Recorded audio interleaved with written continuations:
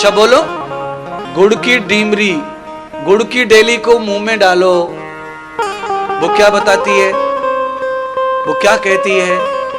गुड़ मुंह में डालने पर, जीभ पर गुड़ डालने से क्या महसूस होता है? गुड़ अगर मुंह में डाला, छोटा सा टुकड़ा मुंह में डाला, तो जीभ बताती है कि कोई चीज मीठी जीभा पर आ चुकी है। ये कर्तव्य है गुड़ का, ये गुड़ का कर्तव्य है, ये स्वभाव है, ये प्रदर्शन है। उसे कहने की आवश्यकता नहीं है कि मैं खारी हूं, कि मीठा हूं, कि मैं कैसा हूं, कि क्या हूं।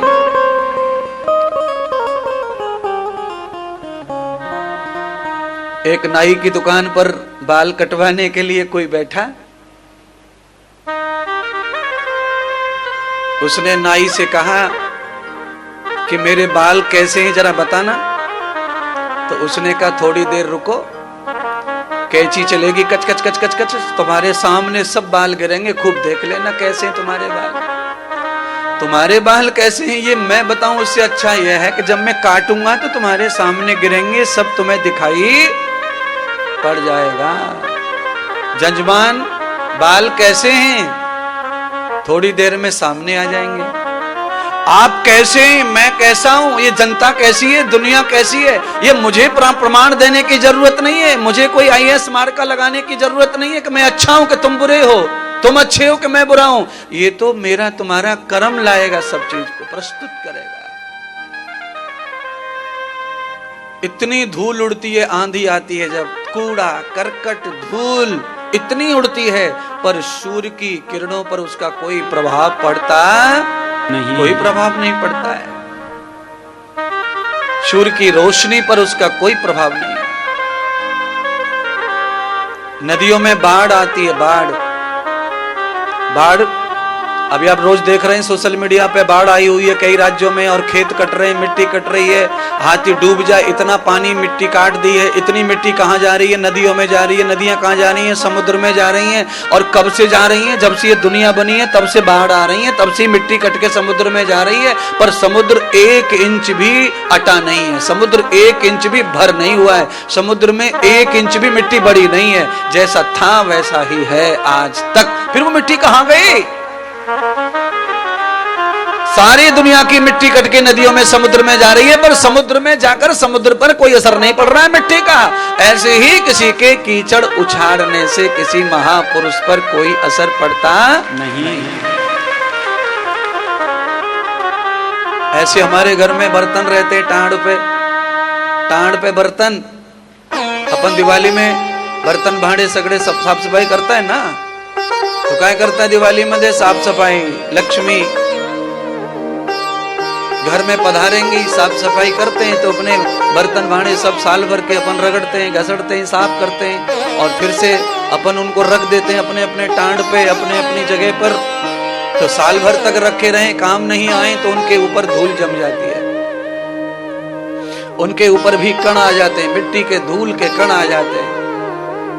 और जब कण आते ही आवश्यकता नहीं है तो कण पड़ा रहो, और जब मुझे जरूरत है बर्तन की तो मैं उतारती हूँ, और मुझे कुछ उपयोग करना है तो मैं थोड़ा पानी का सहारा लेकर के उन कणों को सफा कर देता हूँ। मेरा बर्तन जैसा मैंने धो पोंछ के रखा था वैसा ही निकल आता है उपयोग के लिए।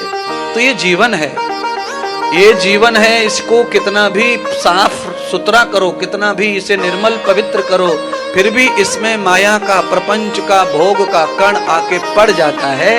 पर जब भी इस जीवन की जरूरत हो तब इसको सत्संग के पानी से धो लो, भजन के पानी से धो लो, ये फिर से पवित्र हो जाता है। या दृष्टवाम दृष्टि यथा त्वया ममेधाम। पहले के जमाने में, थोड़ा पुराना चले जाइए, पुराने लोग समझ जाना कथा को। पुराने जमाने में लोग अपने घर के लोटा लेकर जाते थे शौच करने के लिए। पहले लोग अपने घर में कमंडल लोटा जो है खाने का, पानी का लोटा, उसी को ले जाते थे। कोई मेहमान आ गया तो मेहमान को भी लोटा पकड़ा देते थे, जाइए। तो मेहमान भी लोटा लेके जाता था, कार्यक्रम कर लेता था, साफ सफाई हो गई, घर पे लाया, मिट्टी से लोटे को मांज दिया, लोटा पवित्र हो गया, वही पूजा में, वही भोजन में, सब जगह। अर्थात किसी भी पात्र को कर्म करते समय उस कर्म के कारण उसमें जो अपवित्रता आती है, उसकी पवित्रता के लिए दूसरा भी एक काम, एक कार्य, एक सिद्धि वो कर दी, जो कि त्यो पवित्र हो जाएगा, जैसा का तैसा पवित्र हो जाएगा।